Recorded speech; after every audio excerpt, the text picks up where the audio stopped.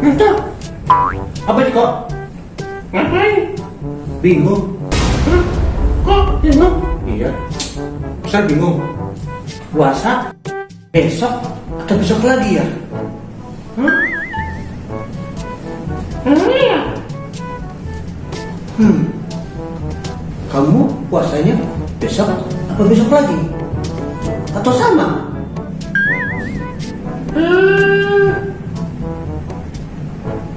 Jika mau tahu, kenapa penentuan satu Ramadan itu berbeda?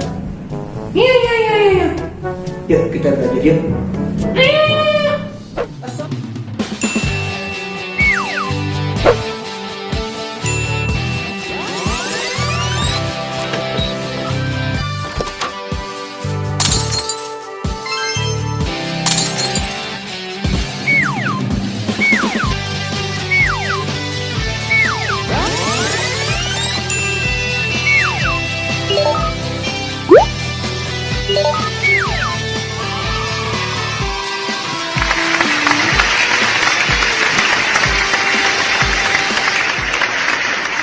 Assalamualaikum warahmatullahi wabarakatuh. Mister dan Ciko mengucapkan selamat melaksanakan ibadah saum Ramadan. Dari subuh sampai kapan, Ciko? Azan asar. Bukan azan asar. Azan maghrib.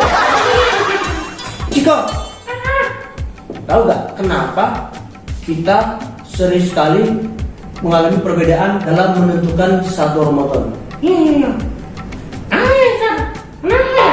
Nah, jadi begini Ciko, awal Ramadan seringkali berbeda. Nah, penetapan awal Ramadan itu saling berbeda setiap tahunnya karena penentuannya tergantung pada pengamatan hilal. Iya, pengamatan hilal. Lihat gak video kita yang kemarin? Nah, yang belum tonton ya video kita sebelumnya sama Ciko. Iya. Apa itu hilal? Hilal adalah bentuk bulan baru atau bulan sabit yang tampak pada pengamatan tersebut. Penetapan awal Ramadan seringkali berbeda setiap tahunnya karena penentuannya tergantung pada pengamatan hilal, yaitu bulan sabit baru yang menandai awal bulan, tentunya bulan Hijriah. Ada beberapa alasan mengapa penetapan awal bisa berbeda. Ya, begitu ada. Yang pertama, perbedaan metode penentuan. Iya, ternyata menentukan awal satu Ramadan ada beberapa metode yang digunakan, maka bisa pun berbeda. Nah, yang pertama, ada perbedaan pendapat di kalangan ulama Islam tentang metode penentuan awal Ramadan. Beberapa ulama menggunakan metode pengamatan langsung hilal dengan mata telanjang, sementara yang lain menggunakan perhitungan astronomis. Jadi yang satu lihat langsung. Ya, lihat langsung. Yang kedua hitung-hitungan. Ya, betul, menghitung. Yang satu melihat langsung, yang satu menghitung. Paham kan? Iya. Nah, kemudian dalam menentukan awal Ramadan dan Syawal ada dua metode yang umum dilakukan, yaitu hisab dan ruqyatul hilal atau ruqyah. Bukan ya, yang keseluruhan. Assalamualaikum. Waalaikumsalam. Saya aing macan. Ah, itu beda lagi. Itu kesurupan. Kau canda aja nih. Metode hisab adalah metode yang dilakukan untuk menentukan awal bulan puasa dengan menggunakan perhitungan matematis dan astronomis. Sedangkan ruqyah adalah metode penetapan awal Ramadan dan Syawal berdasarkan pengamatan bulan. Dengan metode ini, hilal akan diamati saat matahari tenggelam dengan mata telanjang atau batu optik seperti teleskop. Paham kok? Iya. Ya, kemudian ada hisab. Apa itu hisab? Hisab berasal dari bahasa Arab, yaitu al-hisab. Iya.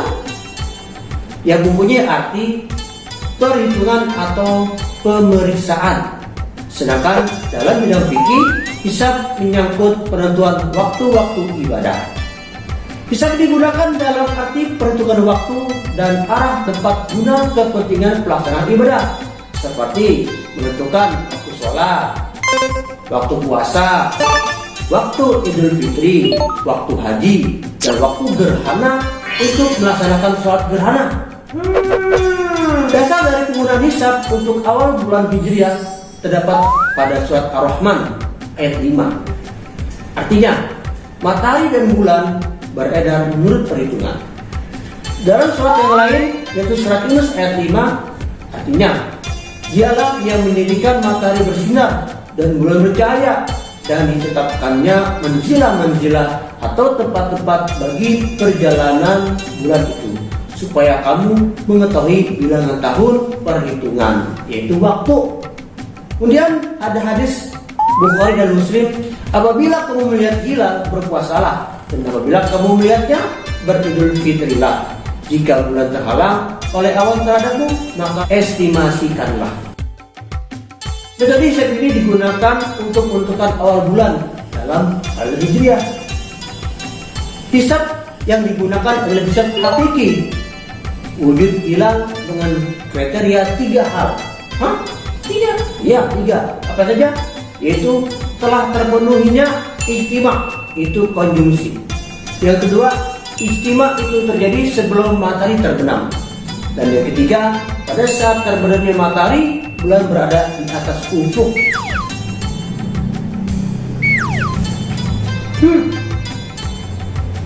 Apabila 3 kriteria ini terpenuhi, maka hari tersebut dianggap telah sah dan masuk dalam awal bulan Hijriah.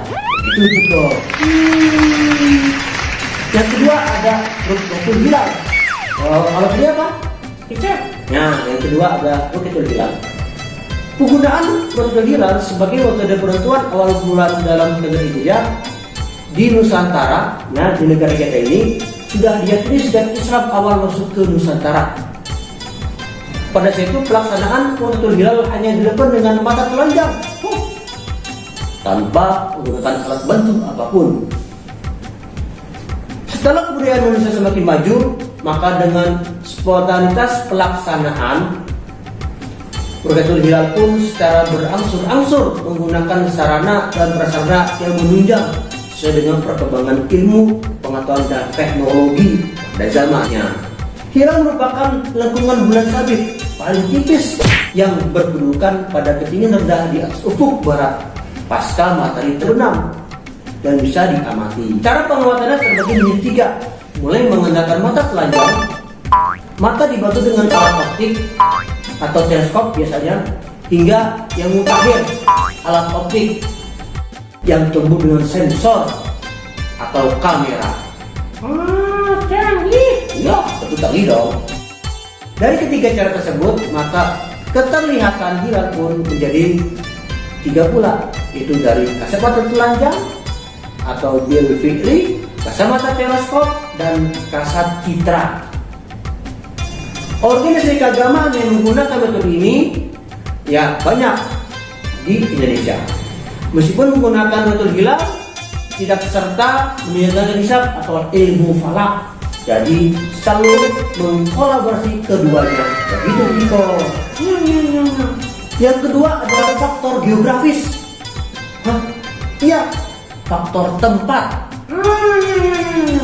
Kondisi geografis berbagai wilayah dapat mempengaruhi kemungkinan melihat hilal. Beberapa wilayah mungkin memiliki langit yang terang benderang sehingga melihat hilal. Yang kedua dapat ada cuaca. Di berbagai wilayah dapat mempengaruhi kemungkinan melihat hilal.